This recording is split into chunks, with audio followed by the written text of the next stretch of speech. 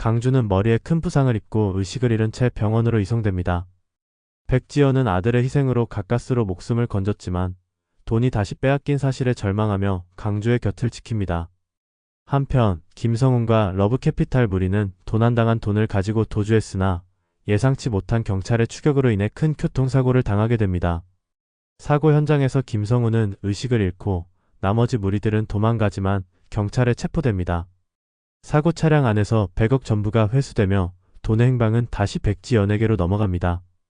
병원에서 깨어난 강주는 심각한 후유증으로 기억을 잃은 상태가 됩니다. 백지연은 아들의 건강 회복보다 돈을 지키는 일이 더 중요하다며 은행으로 달려가지만 이미 경찰 조사 과정에서 계좌 동결 조치가 내려진 상태였습니다. 분노한 백지연은 모든 책임을 러브캐피탈 무리에게 돌리며 김성훈에게 복수하겠다고 다짐합니다. 그러나 김성훈 역시 혼수 상태에 빠져 있어 지연의 복수는 당장 실현될 수 없는 상황입니다. 한편 다림은 강주의 부상 소식을 듣고도 병원을 찾지 않습니다. 가족의 범죄와 봉이 있길래 만득의 수감으로 인한 죄책감과 강주와의 관계를 끊겠다는 결심 때문입니다. 그러나 차림과 태웅은 강주의 상태를 알고 다림에게 병원을 찾을 것을 설득합니다. 다림은 끝내 병원을 찾아가지만 기억을 잃은 강주는 다림을 알아보지 못합니다.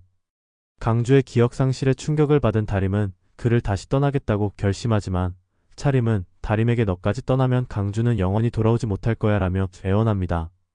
강주가 재활치료를 받는 동안 백지연은 경찰의 계좌 동결을 풀기 위해 김성훈의 과거 범죄를 폭로하며 언론 플레이를 시작합니다. 이 과정에서 러브캐피탈과 연결된 정치인들과 기업인들의 부패가 대대적으로 밝혀지며 사회적 파장이 일어납니다. 백지연은 이를 이용해 자신의 명성을 회복하려 하지만 경찰은 백지연이 돈의 원래 주인이 맞는지에 대한 증거를 요구하며 그녀를 압박합니다.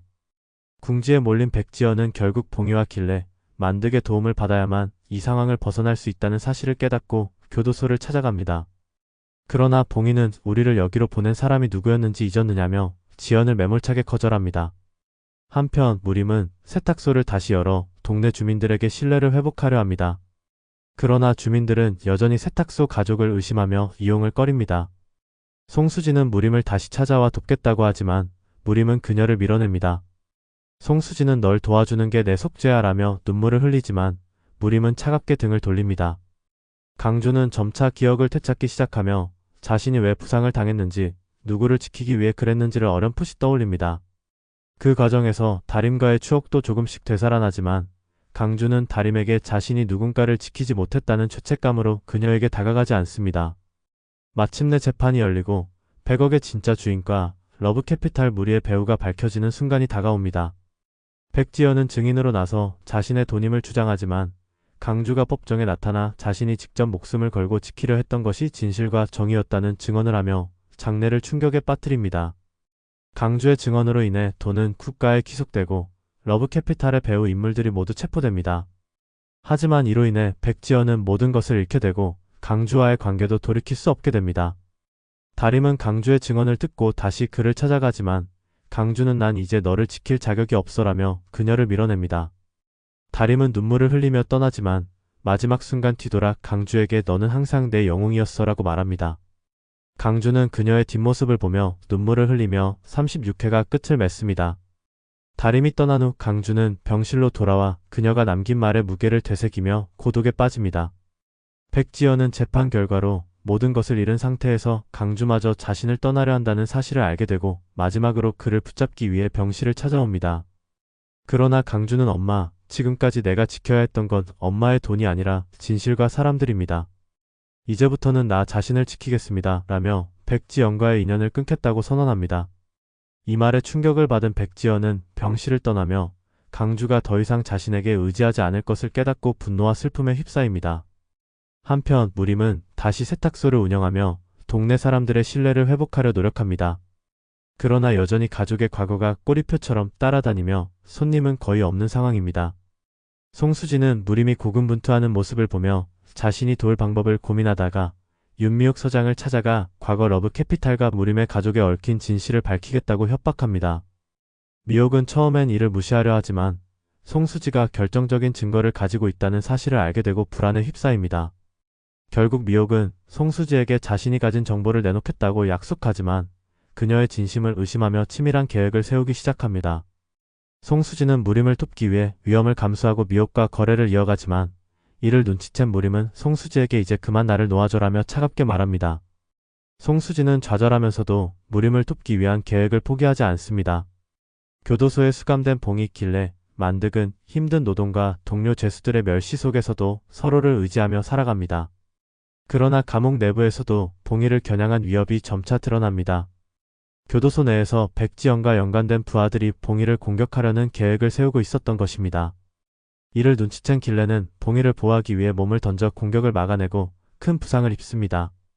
병원으로 이송된 길레는 봉이야, 너는 여기서 무너지면 안 된다라며 눈물을 흘립니다. 봉이는 할머니의 희생에 다시금 용기를 내 교도소 내 부패와 백지연과의 연결고리를 폭로하기로 결심합니다. 강주는 병원에서 퇴원한 후 재활치료를 받으며 조금씩 일상을 되찾습니다. 그는 다림을 떠나보냈지만 그녀와의 추억이 계속 머릿속을 맴돌며 그녀를 다시 찾아가고 싶다는 마음과 스스로를 용서하지 못하는 마음 사이에서 갈등합니다. 다림은 새로운 일을 찾으며 혼자서도 살아가기 위해 애쓰지만 강주와의 추억을 잊지 못해 힘들어합니다. 차림과 태웅은 그런 다림을 지켜보며 그녀가 강주와 다시 이어질 수 있도록 돕기로 결심합니다. 이때 차태웅은 러브캐피탈 사건과 강주의 부상에 얽힌 진실을 조사하던 중 김성훈과 백지연이 단순한 공범 관계가 아니라 과거부터 깊게 얽혀 있었다는 사실을 알게 됩니다. 태웅은 이 사실을 다림과 차림에게 알리며 백지연이 단순히 돈을 지키기 위해 움직였던 것이 아니라 더 큰 음모를 꾸미고 있었음을 추측합니다. 이 과정에서 태웅은 김성훈이 사고로 혼수 상태에 빠진 것이 단순한 우연이 아니라 누군가의 의도적인 계획임을 의심합니다. 백지연은 자신의 모든 것이 무너지는 것을 막기 위해 극단적인 선택을 준비합니다. 그녀는 자신의 재기를 위해 과거의 공범들과 손을 잡으려 하지만 이미 그녀를 신뢰하지 않는 이들은 그녀를 배신하고 오히려 그녀를 함정에 빠뜨립니다. 백지연은 자신이 역으로 쫓기는 신세가 된 상황에서 강주에게 도움을 청하려 하지만 강주는 그녀의 요청을 단호히 거절합니다. 백지연은 마지막으로 다림을 찾아가 강주와의 관계를 복원시키기 위해 무릎을 꿇고 애원합니다. 다림은 백지연의 진심을 믿지 않으려 하지만 그녀의 눈에서 강주를 향한 어머니의 마음을 읽고 고민에 빠집니다. 결국 강주와 다림은 다시 마주하게 되고 두 사람은 서로의 상처를 바라보며 복잡한 감정을 느낍니다. 강주는 너를 지키고 싶었지만 결국 너를 더 아프게 했어라고 고백하고 다림은 우린 서로를 지키려 했지만 서로에게 상처만 남겼어라며 눈물을 흘립니다. 두 사람은 다시 함께할지 아니면 각자의 길을 갈지 선택의 기로에 서며 이야기는 긴장감 속에서 마무리됩니다. 또 다른 드라마의 예상 줄거리를 미리 보고 싶으시다면 구독과 알림 설정을 통해 확인해주세요. 좋아요는 드라마 영상 제작에 큰 힘이 됩니다.